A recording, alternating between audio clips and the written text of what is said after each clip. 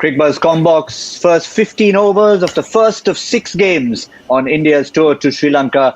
And despite the loss of that one wicket, Sri Lanka won't be too unhappy about their progress so far. But India, I reckon, a little disappointed that 82 for 1 wasn't actually 82 for 2. A lot of build-up about Kulcha at the start of this game. It should have been 1 each for both the twin spins.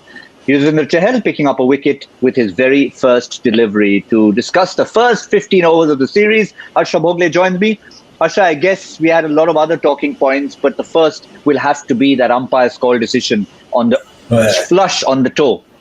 Well, the scorecard at the moment saying 82 for 1. As the scorecard stands, Sri Lanka are probably the happier side. But I was really curious about that LBW shot, because I got the impression the toe was positioned inside the mat.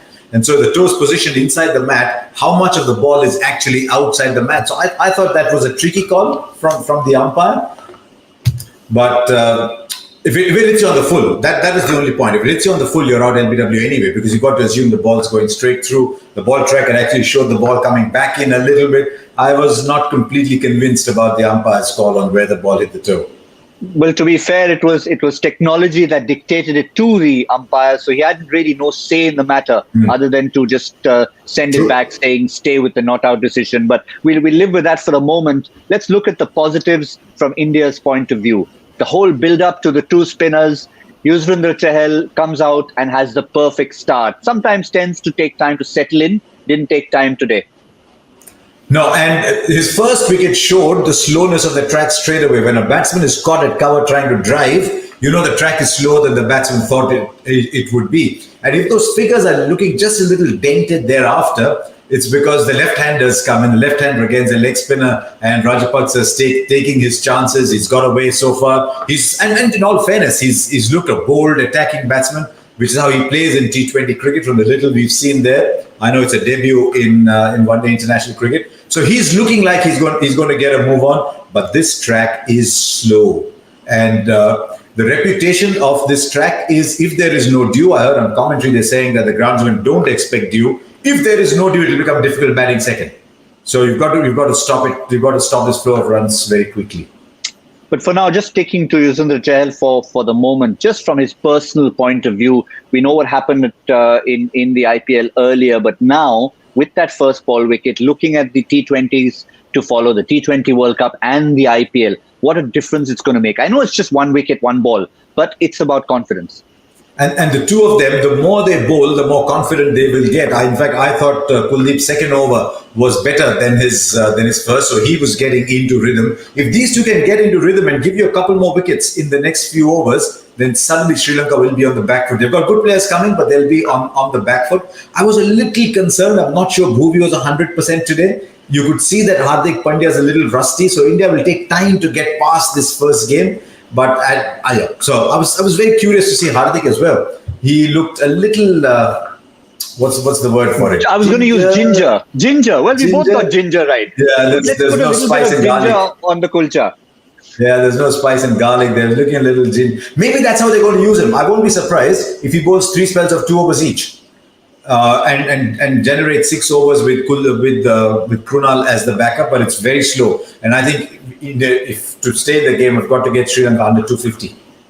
But given the fact that we've concluded our first impressions of Bhuvaneshwar Kumar and the ginger Hardik Pandya, what does that mean for this Kulcha combination for their 20 overs to try and deliver something to keep Sri Lanka under that? And already, I hope they enjoy the responsibility, because they are the strike force. So I hope they enjoy the responsibility and rise with the responsibility. I hope they've been told you're going to play all 3 games, come what may. So they're a little more settled. They're not looking over their shoulder to see who's playing the next game. So if they can get that rhythm in, I'm really looking forward to seeing these middle overs, because that is where these two made it, and that is where these two have just slipped away. Just a final one on Kuldeep. We know a lot about the numbers when it's Kuldeep with Dhoni and Kuldeep without Dhoni. Yes. But let's leave Dhoni out of the equation at the moment. What about Kuldeep with Chahal versus Kuldeep without Chahal? Even if you don't look at numbers, just his presence on the field. And I think the two understand each other very well, because they bowl in tandem together. They're friends. They understand each other very well. So I'm hoping the combination, as I said, can come good. But we've only seen 4 or 5 overs of them bowling together. So we'll wait and see. If that's any consolation, there's another guy from Jharkhand keeping wickets.